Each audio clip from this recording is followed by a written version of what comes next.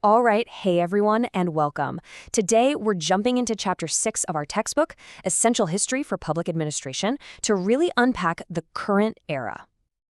Think of this as our study group for PP 5340. We're going to see how the big ideas and conflicts from the last 40 years or so have really shaped the world of government that we're all about to work in. Let's get these key concepts locked in.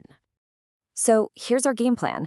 We'll start in the 80s with the Reagan era, then pivot to the 90s and the whole reinventing government idea. After that, we'll tackle the 2000s, where things get, well, a lot more complicated. Then we'll zoom out and tie it all together with four big themes that pop up again and again in American history. And we'll wrap up with what it all means for you. Okay, first up, the 1980s. You have to remember the context here. We're coming off decades of government getting bigger and bigger, the New Deal, the Great Society. But public trust was at rock bottom. Things like the Vietnam War and Watergate had taken a serious toll, and all of that created the perfect storm for a massive change in thinking. And this quote right here, it basically defined the entire decade. The whole philosophy did a complete 180-degree flip. Suddenly, government wasn't the solution anymore. Nope, it was the problem. It was painted as this bloated, inefficient monster standing in the way of progress. So, if government is the problem, what's the solution? Privatization. This was the big policy idea of the 80s, and a lot of it was influenced by what was happening over in the UK with Margaret Thatcher. The whole goal was to shrink government's footprint. You could do that by selling off public assets or, and this was much more common in the US, by contracting out services to private companies, what we now call outsourcing. But this big push for deregulation had some pretty massive consequences. Take the savings and loan crisis. The government loosened the rules, and what happened? Over 1,000 financial institutions failed. The result was a federal bailout that cost taxpayers a staggering $132 billion.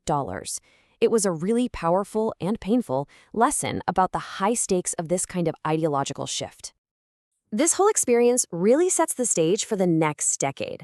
Because while the 80s were all about one thing, shrinking government, the 90s started a whole new conversation.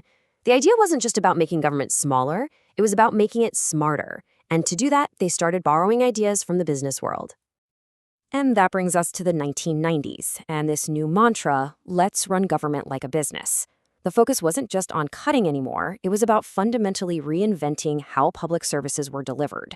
Everyone was looking for a so-called third way, something between old-school big government and no government at all. President Clinton really captured this new philosophy perfectly in his 1996 State of the Union.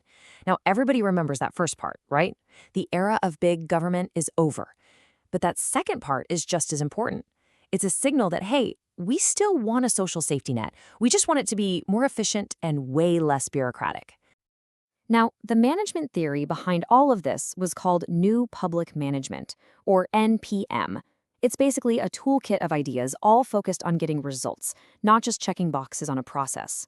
This is where we get ideas like performance metrics and, most famously, this concept of reframing citizens as customers. Of course, that immediately raises a pretty big question. Is a citizen, with all their rights and responsibilities, really the same as a customer buying a product? This philosophy was put into action with something called the National Performance Review, or NPR, which was led by Vice President Al Gore. The goal was simple, but super ambitious. Create a government that works better and costs less. And they had these four core principles to guide them, trying to focus on practical changes instead of getting bogged down in big political fights. And believe me, this wasn't just talk. The impact was massive. The federal workforce was cut by more than 426,000 positions. Just think about that for a second. The size of the federal government actually shrank to a level that hadn't been seen in almost 50 years. And the financial impact was just as huge. By cutting red tape and streamlining regulations, the administration figured it saved the economy about $136 billion. When you put those numbers together, you really get a sense of the sheer scale of this reinventing government movement. So, after the clear-cut ideologies of the 80s and 90s, we stumble into the 2000s. And this era is different. There isn't one single neat theme like shrink government or run it like a business. Instead, public administration is getting shaped by a whole bunch of powerful and often conflicting forces all hitting at the same time. First up is technology. It's hard to even remember now, but this is all really new. The iPhone didn't even exist until 2007. This explosion of connectivity completely changed public expectations about transparency, and it totally reshaped how political movements get organized and how government tries to communicate. The second force is this strange paradox of violence and insecurity. While overall crime rates were actually pretty low, you had these huge, traumatic public events like 9/11, the Oklahoma City bombing, and a heartbreaking series of mass shootings. It created this widespread feeling of vulnerability, which in turn put enormous pressure on law enforcement and security agencies. Third, we have economic inequality.